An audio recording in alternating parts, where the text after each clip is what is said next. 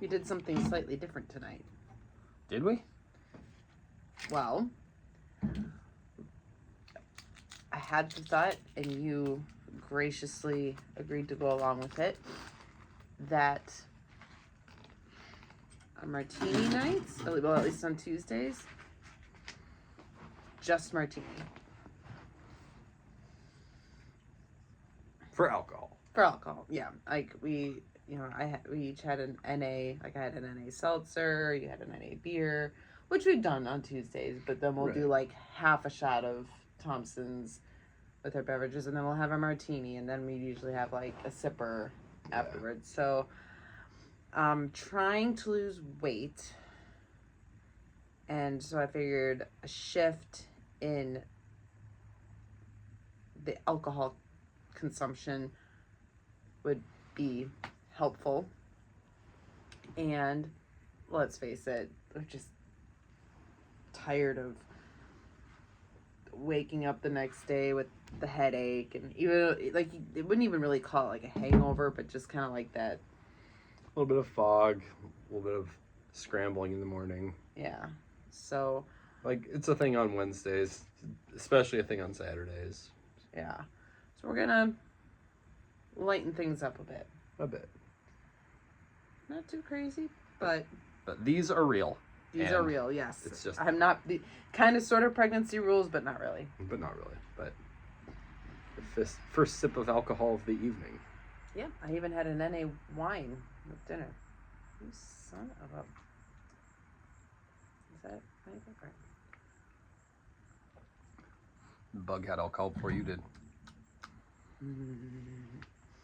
Damn, I made it too well. It's almost like you wait so long, and what do you know? Martini tastes like water. And we tried a new to us, whiskey alternative. Yeah. It's an NA. We tried the NA liquors before, and they've been all right to like, but like I usually get them when I'm pregnant. So I'm like, okay, it's fine. I'll just swap this out, and then that first trimester hits, and I'm like, don't want anything. So like I started to drink. I'm like, it's not too bad, and then I get this aversion to it. But this one that we tried, Ritual Whiskey Alternative, 0 proof, like it was like legitimately one of the better ones we tasted. It definitely was. And don't get me wrong, it's not bourbon. It's not bourbon, but it had a nice flavor profile, and it did have a little bit of heat, but not too much heat. I think that was one of the problems with the last one. Right. It was too much heat. Yeah, and when we had it, I was impressed. It's like, oh, they add like a spice element to kind of simulate the burn. Like, that's clever and cool, but, you know, that's all really it had going for it. And time passes, and like we've seen with the non-alcoholic beers, it's like, all right, give it a little time and see if they can build on this. Yeah. It seems like they have. Yeah, and it's only been like 3 years. Yeah. So, anyway. Well, it's kind of like what we were talking about I think it was last night. It's like the generation, I don't know, these millennials who are like, oh, alcohol. Well, it's Gen Z. Gen Z, rather, yeah. Yeah. I'm like, well, okay, whatever. Alcohol is amazing, but yeah, I think they're getting better. But in other news, I mutilated my big toe today, so that's fun. I love my slippers, but walking up the basement stairs is treacherous because, like, if I don't raise my foot high enough, the tip of it gets caught, and that's what happened. And it's usually like a little bit painful. Maybe I hit a shin or something. This time, the bottom of my big toe scraped on the metal edge of the stair. There's like a flap of skin. It was hanging, and so I'm like, but yeah. Some foot was left behind. No, it's still on. Oh, that's true. It tried to be left behind. Yeah, but I'm all bandaged up and just a couple of Band-Aids. So,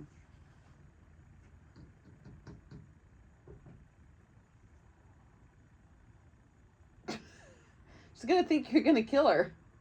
I am if they don't turn the TV off. She doesn't need to think I'm gonna kill her. She almost had a heart attack. Yeah, the whole.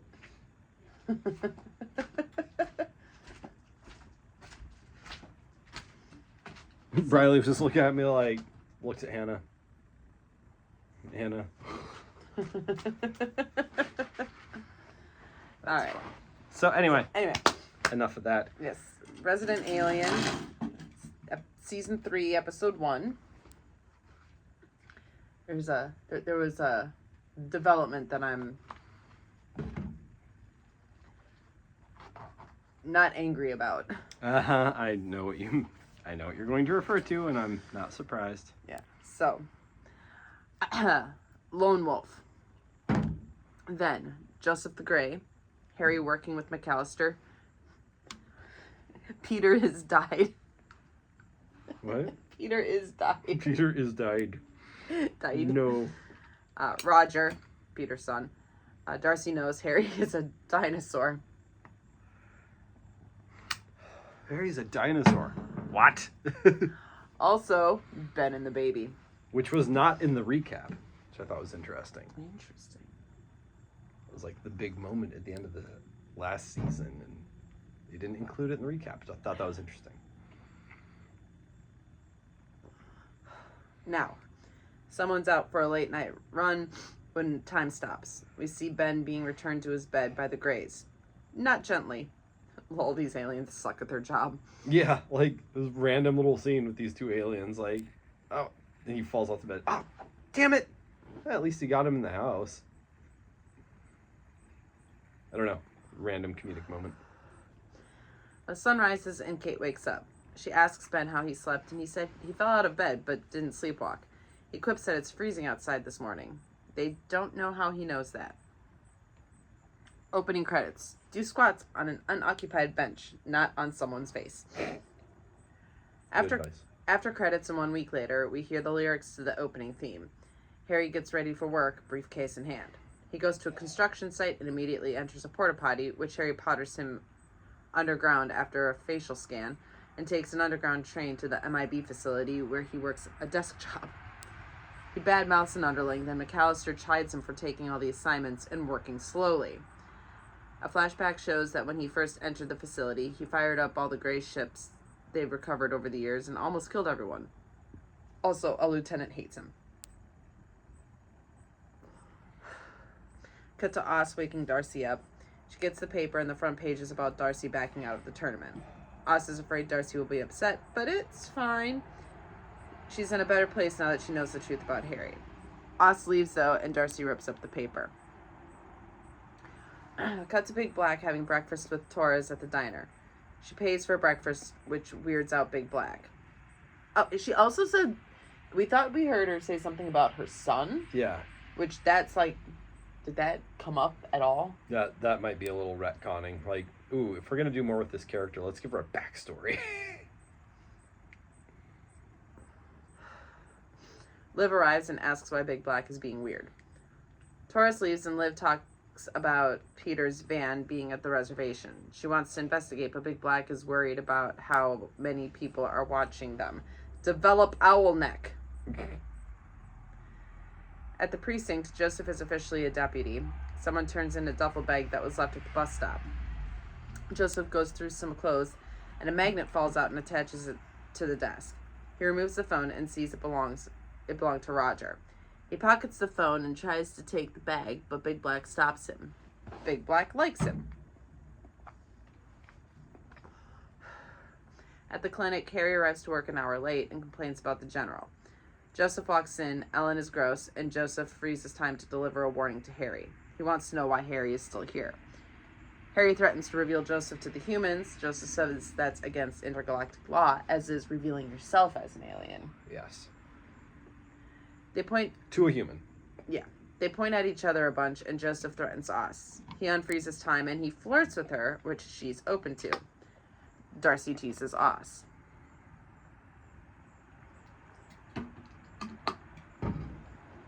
Cut to that night.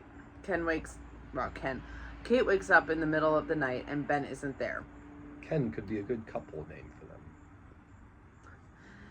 An owl is, though, or maybe Ben was there. In the morning, she vows to buy new blinds. Yeah, she's like freaked out by this owl just like perched outside her window staring at her. Like, that's weird. Could do without that. That's unsettling. Meanwhile, Harry calls into the MIB-6 to investigate Joseph. McAllister shows up to ask WTF, and Harry tells her about Joseph. She says, and he shows her the pictures, and she's like, "Oh, that's our mole." Yeah. So like she knows. So now he knows. It's okay too. Yeah, Harry isn't bullshitting her. Yeah. She says she'll send a team to get him, but Harry says he'll know they're on to him, so he'll deal with Joseph himself. Cut to Sahar talking to Max about Peter. By the way, holy growth spurt kids. Yeah, both of them. Like, they both shot up. They're clearly like, they're putting Sahar in like the big puffy coat and the sweater. I think to hide the fact that she has boobs now. Oh. And Max is like a beanpole now. It's tall and he cut skinny. the little boy hair. And yeah, skinny. Like he had like the baby fat chubby cheeks. No, not anymore. Not no more, you don't. There was one scene where it was shot really kind of weird. Like they shot them like walking out of a house, out of Harry's house. And the way the camera was, it like kind of cut them off at the neck. And I think they did that intentionally because they're so much taller now. It was really weird. Because like I think filming from here up like made them seem like they were shorter. Yeah. Sahar thinks Harry killed Peter and says they need to investigate his cabin.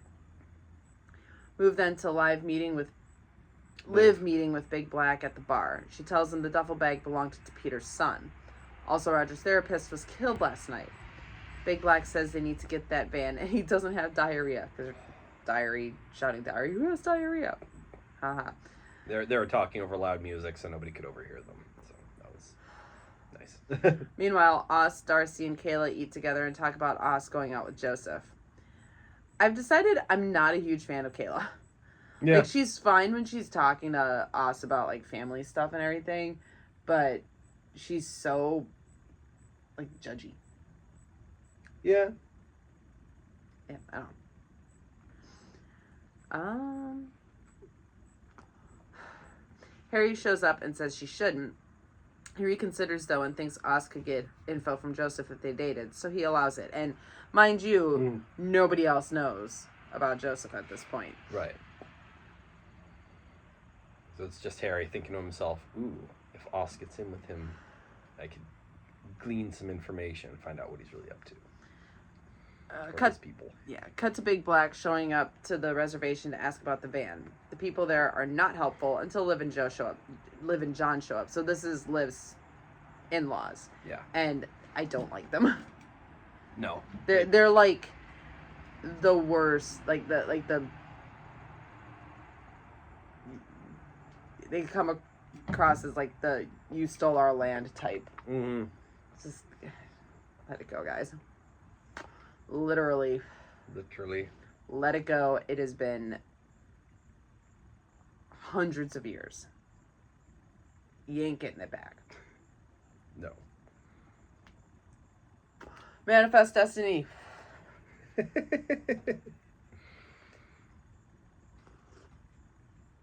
what Caesar did. You came in and you killed them and you took their lands, what conquering nations do. Ben, meanwhile, sees Kate putting up new blinds, and he's drinking from a mug with an ultrasound on it. It freaks her out, and she gets some flashbacks. Also, she's wearing an alien bracelet, and they both feel sick. It was a really interesting scene, because they were both having these weird, like, flashbacks. Well, and I don't know that her bracelet was from the aliens necessarily, because she was like, oh, she admits that she couldn't quite remember where she got it. But when Ben sees it, it reminds him of the... Okay. Gotcha. So that's what he was flashing back on. Gotcha, okay. And when she saw the mug, because he was like, I keep thinking about like ultrasound pictures, so I could keep dreaming about ultrasound pictures, so I figure it must be this mug. It was Must have been Max's. Yeah. But she's getting flashbacks to being abducted. Yeah, and having the baby taken from her. Which obviously, again, she thinks she was never pregnant. Right. So it's like, yeah. So, interesting. The kids go to Harry's cabin and ask what happened to Peter. Well, didn't they both reference feeling ill? Yeah. Yeah, okay. Sorry. Yeah.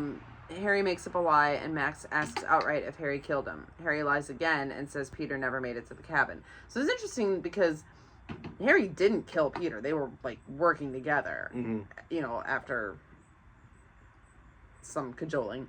But Harry doesn't want to admit that Peter's dead, and he doesn't want to talk about the facility. Right. I mean, he's lying to protect them. Right. You son of a...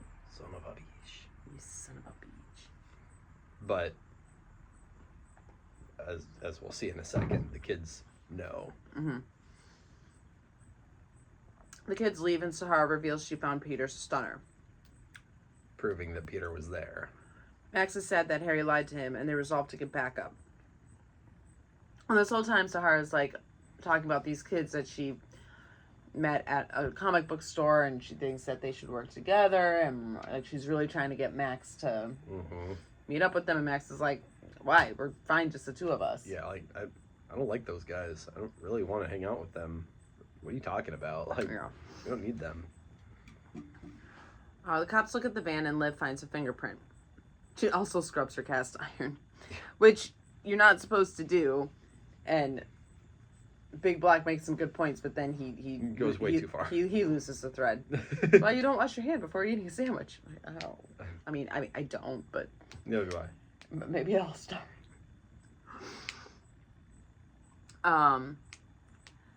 At the clinic, Harry tries to bug Oz for her date. He's not great at it, so he like gives her this like makeup compact that's actually a listening device.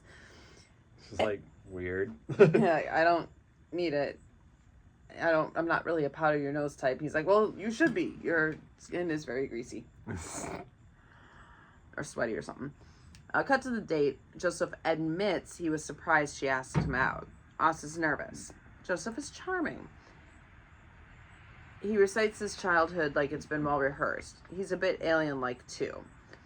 He asks about Harry, but she tells him to wait until she's had more to drink. Okay, second drink it is. Well, and something I like about this actor, which I haven't really seen before, because we saw him in Agents of S.H.I.E.L.D. Mm-hmm. And I think something else. Emergence. Mm-hmm. But, like, he's a very suave kind of guy. Like, he's really good looking, and we've always seen him play, like, kind of these serious type characters. So in a show like this, though, there has to be a comedic aspect, and he and Harry actually like riff off of each other pretty well. Yeah. Like, and he does get kind of silly. Like, he's still intimidating, Mm-hmm. but there's a little bit of a silliness factor, especially when like he's kind of going back and forth with Harry. I don't know if that's just an Alan Tudyk thing, but I'm sure he brings it out of people. mm-hmm. It's fun seeing the handsome, like, In control kind of guy. yeah, suave type be kind of silly. I mean, you could maybe say that about like Chris Hemsworth, because he's like this muscular, good-looking guy, right? And he plays Thor in in a silly way a lot. Mm-hmm.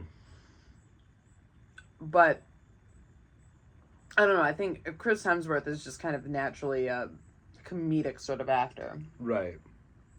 In fact, that Critical Drinker Mm. about the production hell of the Ghostbusters 2016. Yeah. He said, like, the only person who really seemed to do Care. well with the improv sort of comedy, the ad-lib comedy, was Chris Hemsworth. Yeah, and you're right. It's weird because he straight up, he is a comedic actor. Like, Mhm. He's just Like, good looking and muscular and has a deep voice. And in the first Thor movie, he plays a lot of it very straight, which adds to the humor because it's, you know, fish out of water sort of a situation. But as another. But, you know, as it goes on, he becomes more silly and whatever. But even, you know, like Cabin in the Woods is another one where... Right, okay. I was about to say, I think the only one only movies I've seen him in are, like, the Marvel movies, but no, you're right, we did see that one. Yeah. And again, he plays, like, a serious character, but in a funny movie. Oh, because it's kind of a funny movie. Like, Yeah. Anyway, so it's fun to see that. Harry tries to listen in and finds Oz left the bug at home where Judy is for some reason. Harry goes there to retrieve it. He walks in while Judy's taking a bath with her cat. They agree to keep it a secret that they both were there. And, like, the reason why Judy says she can't take a bath in her tub is because it's filled with dirty dishes. I missed that. Judy is such a freaking mess, man. Yeah. Like, Darcy is a mess, but Judy is, like... Judy is an unapologetic mess. I don't even think she knows she's a mess. Yeah, she's alone, and she's kind of like, even though she hits on everyone, she's kind of comfortable with it. Yeah. Take me or leave me. Darcy comes home and finds Judy. Darcy doesn't care until Judy mentions that someone else was there too. Back at the date, Harry waits until Joseph goes to the bathroom and bugs Oz again. Cut to the Mayer house. Sahar shows up to see Max, and Kate leaves to get dinner. Thank you, Kate, for talking back to Sahar. Yeah. Because she's like, I'm going to go pick up dinner. Do you want to... Join us for dinner? And she's like, no, like, I don't need takeout because of the impact it has on the environment. And Kate's like, you know what? You could just say no. I'm wondering at this point... Well, okay, I'll let you get to the crux of the matter. Sahar asks Max why he didn't show up to recruit more, and Max says they're fine, just the two of them. Why would they need more? Sahar says she's moving away and didn't want to leave him alone. She says that she was accepted into like some school in California for gifted and talented students. I was like, okay. I don't know. It just occurred to me that she hasn't really shown that she's, like, particularly gifted or talented. She's just kind of smarter than Max, which, credit where credit is due, that doesn't actually take a lot. Yeah, she's smarter than Max when the writers decide Max is an idiot. Mm-hmm. And so, all right, at this point, first of all, Kate putting the smack down on her a little bit. Do you think the writers were course correcting a little bit? Do you think maybe they got some feedback that was like, dude, we're not having fun when Sahar's on screen? No. And it used to be fine. Right. Like, first season was fine, and she had some moments, but yeah, no, she started to become unbearable. Like, the worst aspects of Hermione. Yeah. Yeah. I wonder if there was some course correction going on there. And I mean, I don't know if it was just that, because the writers could have dialed it back, but if that combined with, like, her clearly growing, maybe they were just like, we're gonna go a different direction. Yeah. She says he's special, but, like, she says that the reason why he's special is because he's the only one that can see the aliens. Like, clearly, like, he's not the smartest kid on the block, but he has a lot of heart, and, like, she's always trying to convince him that Harry is just bad. Right. And he actually has faith in Harry, misguided at times, but generally not. Yeah. Like, with this latest thing, like, yes, Harry's lying, but he's not, it's not because he's evil. Right. But so she says he's special, and he declares himself the new alien tracker. I alone can lift. If I alone can lift the tracker's weapon, it's like I carried it here. I alone. I am the one. Kind of like a Mjolnir Kind sort of, of yeah. thing. Bring it back, Chris Hemsworth. Kate goes to the diner and sees Kayla and someone else, Rachel, I think. She complains about the owl, and Kayla says the owl is a portent of death in their culture. Yeah. Dan shows up and asks WTF, and they tell him about the owl. He gives her some cedar to burn for protection. Back at the cabin, Darcy shows up and confronts Harry about the bug. Harry is dismissive, but then she smashes his equipment, so he tells her about Joseph. Darcy freaks out and starts tracking Oss's phone. They leave to intercept them. Back at Oss's place, Oss drinks wine and talks about her childhood. Joseph asks about her mother, and then Darcy shows up and acts nauseous to make Joseph leave. It works. So Darcy brings Harry in. He tells Oss about Joseph. Oss is mad at Harry for letting her go on the date. Actually, both women are. Darcy smacks him with a rolled-up magazine. Oss says Harry has no concept of right and wrong. Harry says he cares about the Earth and has no choice, and the ladies make him leave. Bad alien. Bad. Oz follows in her failed choice in men. Joseph texts and asks for a second date. Harry muses He's on... like, oh, that's kind of sweet. No, stop it. Harry muses on the feelings of being alone. But you're never alone. Every decision you make affects others. We see Darcy drinking again. Yeah, like, she was, like, sneaking alcohol into her soda. It's like, okay. I mean, the whole recovery thing was about the pain meds. But, you know, addiction is addiction in a lot of ways. And I'm sure the two go hand in hand. So, Yeah. kind of unfortunate. She's sneaking booze. Yeah. Max receives a note from Sahar that she left. Kate tells Ben she wants to sell the house. Yeah, she gets too freaked out. Which is going to be hard for Ben because this was his family house. Like, he grew up in that Ooh. house and, you know. That's right, I didn't think of that. Yeah. Harry muses on if it's possible to love someone more than Earth itself. He shows up in Oss's room while she's sleeping. She wakes up and he's crying. He says he came here to kill her, but chose not to. I couldn't do it. It would have been very gentle. He admits that his affection for her is getting in the way of his ability to save the world. Kind of another Harry Potter reference. You know, got a little bit of Dumbledore action going on. Oh, yeah. She goes to help him, which he thinks... She vows to help him, sorry. Well, you had just spit out a bug, so... That's true. She vows to help him, which he thinks to mean she'll kill herself. Mm. No, she'll go on another date with Joseph. They'll work together to find out what Joseph is up to. Harry muses that even Superman has Lois Lane. Oh. Aww. So, yeah. Cute. Very cute. I like it. I like the direction. We just found out, also, that USA and Sci-Fi Network have officially canceled Resident Alien, and the last episode to air will be the season 4 finale on August 8th. And apparently, it kind of, the way it sounds like the writers maybe kind of knew what was coming. Okay. That's good.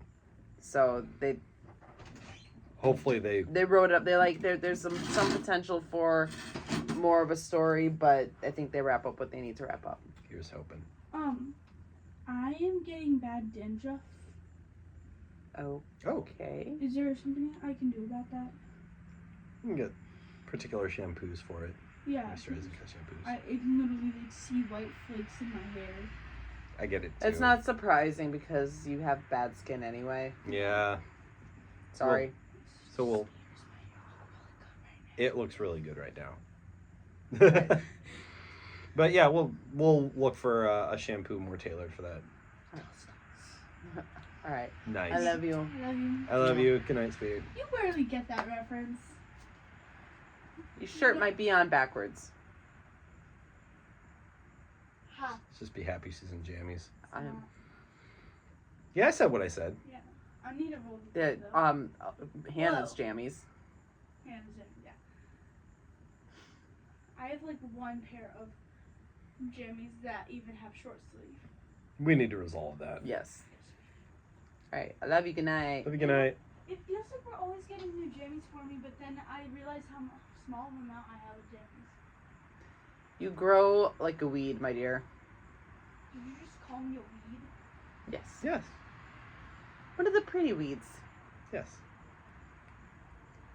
You choke out the flowers around you. And you grow quickly. Love you. And when I cut your head off, you come back.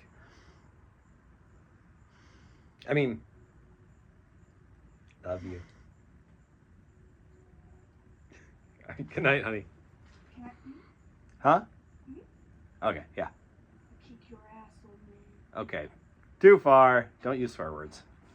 Good night. Good night.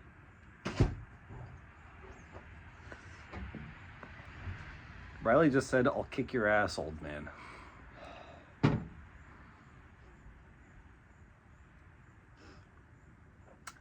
I didn't see that coming. They've been watching more mature movies. Yeah. Fair enough. All right. Well, Yes. we were done anyway. Yeah. All right. Till next one.